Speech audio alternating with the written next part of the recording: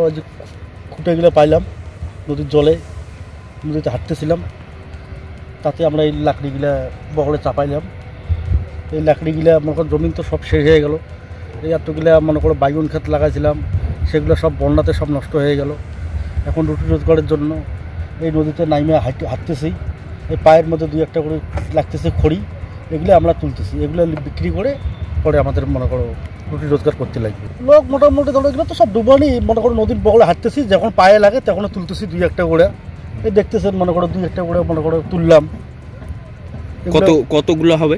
মোটামুটি ধরো তোমার 7-8টা হবে, কিন্তু এগুলো তো সব পচা। এগুলো তো মনে করো ওই যখন দামি খড়ি নেয় না, মনে করো এগুলো তো সব জ্বালানি খড়ি। এগুলো তাও 1 ট্রাক হবে, 2 ট্রাক হবে না, 1 ট্রাকের মতন হবে, কিন্তু সব জড়ায় ইয়ে করলে 1 ট্রাকের মতন হয়ে যাবে।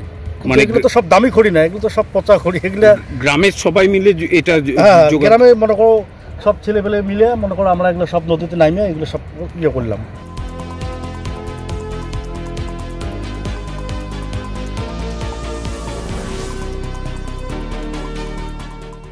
এই যে নদীতে খড়ি কুড়াইতেছি, বাড়িতে নিয়ে যাওয়া লাকড়ি হবে, জ্বালাইবো। আমার তো মনে করেন নদীতে অনেক মনে করেন ক্ষয়ক্ষতি হয়ে গেছে। এখন আর কি, এখন ওই যে নদীতে একটু খড়ি কুড়িয়ে বাড়িতে নিয়ে গিয়ে শুকাবো, মনে করেন চিরিয়ে মনে করেন কিছুদিন রান্না করা যাবে।